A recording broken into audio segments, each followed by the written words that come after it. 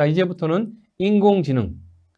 섬유 산업에서 품질에서 인공지능이 어떻게 활용될 수 있을까요? 를 보기 위해서 인공지능을 보겠습니다.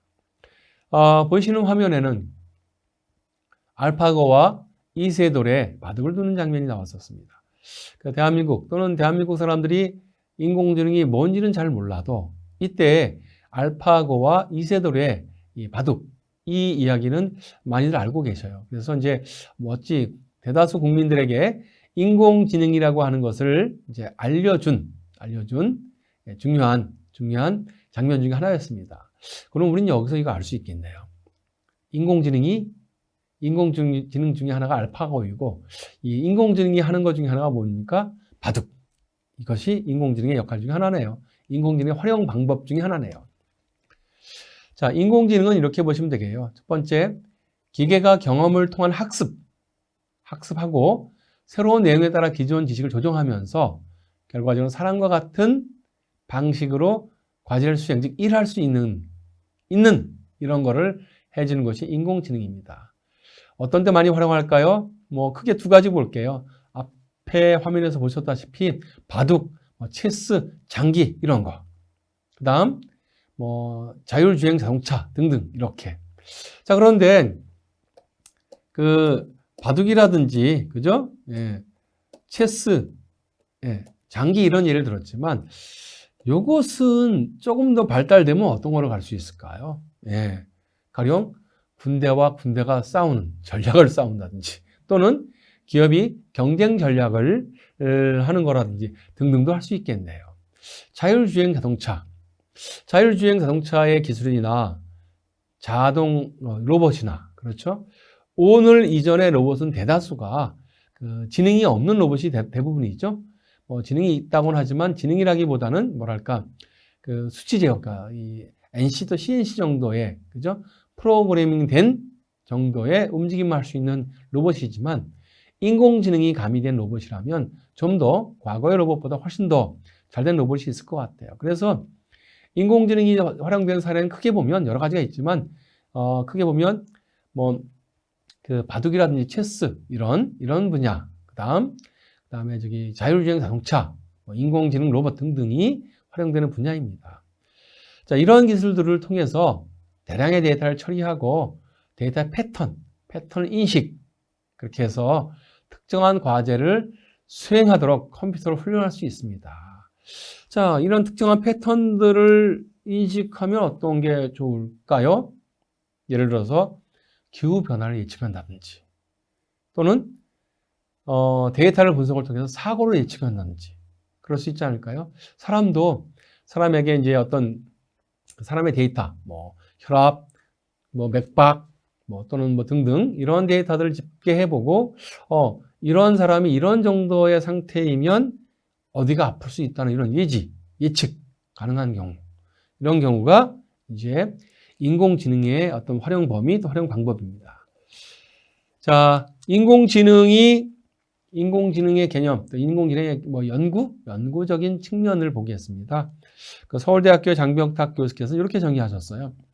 사람처럼 생각하고 행동하는 기계를 만드는 연구, 또는 사람처럼 보고, 듣고, 느끼고 말하는 기계를 만드는 연구, 또 사람이 하면 그 지능을 필요로 하는 일을 기계가 할 수 있도록 하는 연구, 또는 현재로서는 사람이 기계보다 잘하는 일을 기계가 대신할 수 있게끔 하는 연구를 인공지능 연구라고 얘기하셨습니다.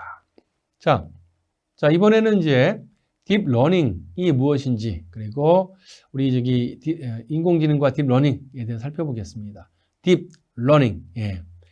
심층 학습 또는 Deep Structured Learning 또는 Hierarchical Learning이라고도 합니다. 딥러닝, 심층 학습, 예. 기계 학습 기법, 즉 머신러닝의 하나입니다. 그 중에 큰 틀에서 보게 되면요, 사람의 사고방식을 컴퓨터에게 가르치는 머신러닝, 기계학습의 한 분야입니다. 여러 비선형 변환 기법의 조합을 이제 높은 수준에 추상화해서 이런 걸 높은 수준의 추상화를 시도해서 기계학습을 하는 알고리즘의 하나입니다. 사례를 볼게요. 페이스북의 딥페이스. 딥페이스는 딥러닝 기반의 얼굴 인식 모델입니다. 인식률 97%. 이거 상당히 많이 됐네요. 그래서 얼굴 인식을 통해서 이 사람이 누군지도 이제 최진택, 홍길동을 구별할 수 있고요. 또는 얼굴의 표정도 알아볼 수 있는 이런 딥페이스. 자, 2012년 스탠포드 대학과 구글이 함께한 딥러닝 프로젝트에서는요, 16,000개 정도 되는 컴퓨터 프로세서와 10억 개 이상의 이제 DNN을 이용해서 유튜브에 업로드되어 있는 약 1만 개 정도의 비디오 중에서 고양이를 인식하는 데 성공을 했습니다. 정지 영상뿐만 아니라 정지 사진뿐만 아니라 이제 움직이는 영상에서도 이게 고양이다 라고 하는 것을 찾아낼 수 있는. 자, 그러면 이런 기술도 어디에 활용될까요? 다음에서 이런 기술도 어디에 활용되는지를 더 살펴보겠습니다. 자, 인공지능의 딥러닝 기술을 적용한 사례를 한번 보겠습니다. 우선 동영상 인식입니다. 동영상을 촬영하면서 사람의 움직임을 이렇게 보고 저 사람의 움직임이 어떤 걸까를 이제 인식하는 겁니다. 가령 예를 들어서 제가 들고 있는 것이 펜인지 또는 칼인지, 또 제가 들고 있는 이 펜을 통해서 뭔가 쓰고 있는 건지, 아니면 펜을 들고 예를 들어서 누군가 이렇게 사람에게 위해를 가하게 확 이렇게 하는 건지, 또는 제가 여기 의자에 앉아 있다가 그죠? 여기에 누웠어요.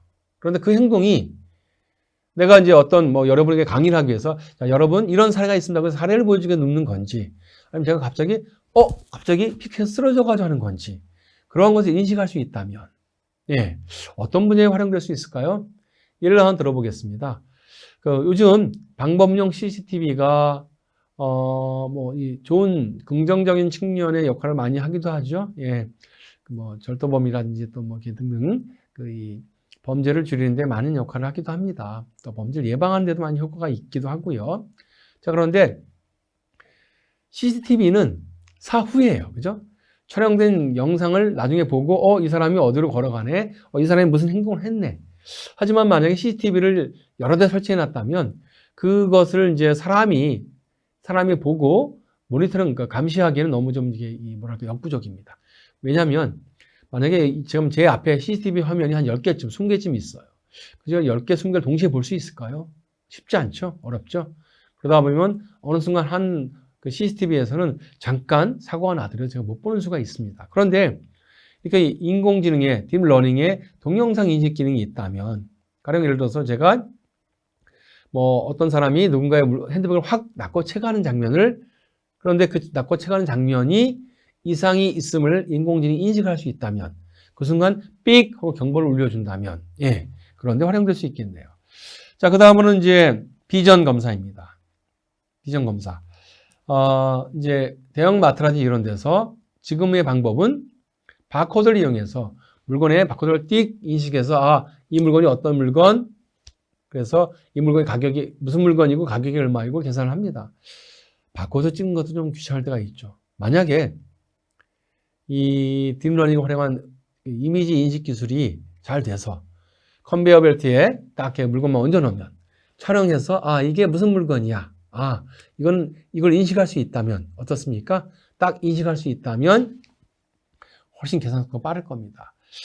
자, 현재 좀 일부 이런 기술을 활용하고 있는 곳이 있습니다. 구체적으로는 상호라는 이런 걸 제가 말하긴 그렇고요. 어떤 회사에서 이런 기술을 개발해 놨습니다. 어느 빵집이에요. 빵집에서 빵을 사가지고 이 쟁반에 빵을 쫙 대신에 펼쳐놔야겠죠. 층으로 쌓여 있으면 안 될 거고요. 자, 골고루 펼쳐 놓습니다. 그래서 카메라 앞에 딱 갖다 놓으면 카메라가 촥 촬영을 한 다음에 드리르륵 계산을 해서 요 빵은 무슨 빵이네, 요 빵은 무슨 빵이네. 즉 이미지를 분석해서 이미지를 인식해서 계산하는 이런 이제 기술이 나오고 있습니다. 자, 그다음 사실은 우리 섬유 산업에서는 가장 유사한 기술이 요겁니다. 가장 활용될 수 있는 기술이 요거는 뭐냐면 PCB, 그러니까 인쇄 회로 기판이라고 하는 것이에요. 이제 여기 보시면 이렇게 이 부분은 정상적으로 있어야 되는 부분인데, 만약 여기에 이렇게 이제 뭐랄까 끊어져 있다면, 마치 섬유도 옷감이 실이 끊어져 있으면 안 되잖아요. 처럼 여기도 끊어져 있으면 이 PCB라고 하는 것이 제 기능을 못 합니다. 보시게 되면 여기에 원래 여기가 이렇게 이어져 있어야 돼요. 그런데 보시는 바와 같이 까맣게 흠이 있어요. 요거는 이제 여기에 전기가 통하지 않는 겁니다. 잘못하면 오작동을 해요. 이런 것을 보시는 바와 같이 만약에 이렇게 이미지를 촬영했다. 그래서 이미지를 쫙 보고 여기에 결함이 있네 라는 것을 찾을 수 있는, 실제 이런 것들은 현재 상용화되어 가고 있습니다. 이런 이미지 인식 기술이 우리 섬유 산업에도 많은 활용이 될 수 있을 것이라 저는 생각합니다.